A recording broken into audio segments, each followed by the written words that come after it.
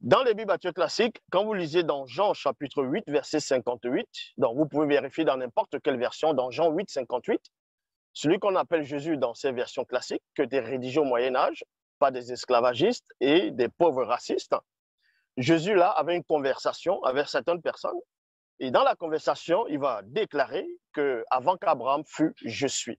Et beaucoup de chrétiens maintenant vont prendre ce verset pour dire que Jésus est Dieu lui-même, donc et Yahvé Adonai Jéhovah Elohim de l'Ancien Testament, parce que dans Exode chapitre 3 au verset 14, Dieu envoie Moïse en Égypte et quand il envoie, il dit à Moïse que je suis. C'est ce que Moïse doit dire aux enfants d'Israël.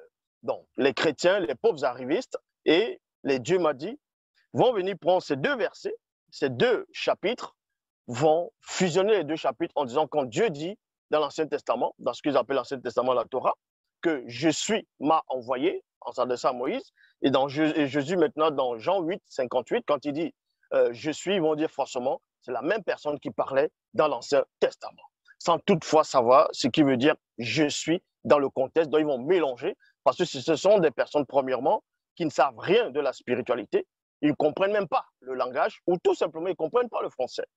On va essayer d'éclairer ce verset, et ensuite, on va entrer dans Bible, la seule version authentique, pas d'erreur, pas de contradiction, pas de mensonge, où le vrai Christ lui-même, quand il dit « avant qu'Abraham fût, je suis », on va vous expliquer pourquoi est-ce qu'il disait cela, et dans les profondeurs même de la connaissance.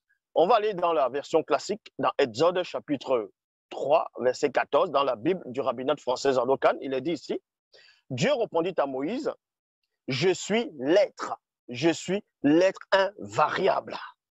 Il ajouta, ainsi parleras-tu aux enfants d'Israël, c'est l'être invariable qui m'a délégué auprès de vous. Il y a point ici. Quand vous tapez le mot, on va dire définition, le mot l'être, être, dans Google, dans les moteurs de recherche, on va vous donner une définition. Mais avant de vous donner la définition, vous n'avez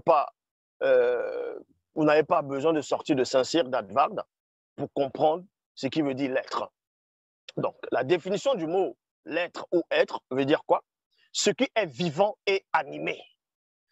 Donc, Dieu, dans les Bibles classiques, révèle à Moïse qu'il est, c'est-à-dire je suis.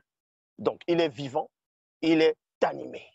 Nous allons donc faire la comparaison ici avec Bible, la seule version authentique, par rapport à être vivant et animé concernant Loba. Dans 2 Samuel, chapitre 15, verset 35, il est dit ici, Loba est au-delà du vivant. Donc vous comprenez que le Dieu de la Bible classique est vivant et il est animé. Or, Loba est au-delà du vivant. Il est au-delà de l'être et du mouvement. Donc, il n'a pas besoin d'être animé parce qu'il manifeste l'être et le mouvement. Vous allez vérifier ceux qui ont déjà Bible. Dans la préface de Bible, il est dit ici, Loba est hors du visible et du non visible, hors de toutes les réalités.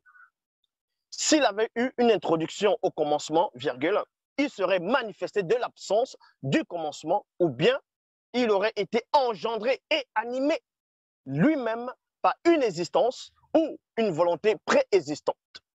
Déjà, je sais que beaucoup vont lire la préface, ça va les troubler, ça va les constiper. Ça veut tout simplement dire ici que Loba n'est pas animé parce qu'il est hors de l'existence. Il est hors de la non-existence. Il est hors de tout ce que vous pouvez imaginer ou concevoir. Tandis que le Dieu de la Bible, Yahvé Adonai Jéhovah Elohim, le faux Dieu d'Israël, lui, il est vivant, il est animé. Non seulement il est animé, il est contenu dans un endroit, dans un espace-temps. Quand vous allez dans d'autres versions, toujours dans Exode chapitre 3, verset 14, toujours dans les Bibles actuelles classiques, Dieu ne dit pas à Moïse là, en ce moment, que je suis, ou bien, on va dire, l'être invariable, mais plutôt je serai. Quand vous allez dans la traduction du Monde Nouveau, dans la Bible des témoins de Jéhovah, Dieu, Yahvé, Jéhovah Elohim va dire je serai. Donc, quand tu dis je serai, ça veut dire qu'en ce moment, tu n'es pas encore. Donc, c'est pour vous montrer que votre Dieu, le Dieu que vous adorez, est contenu dans l'espace-temps. Il n'a pas le pouvoir sur le continuum espace-temps.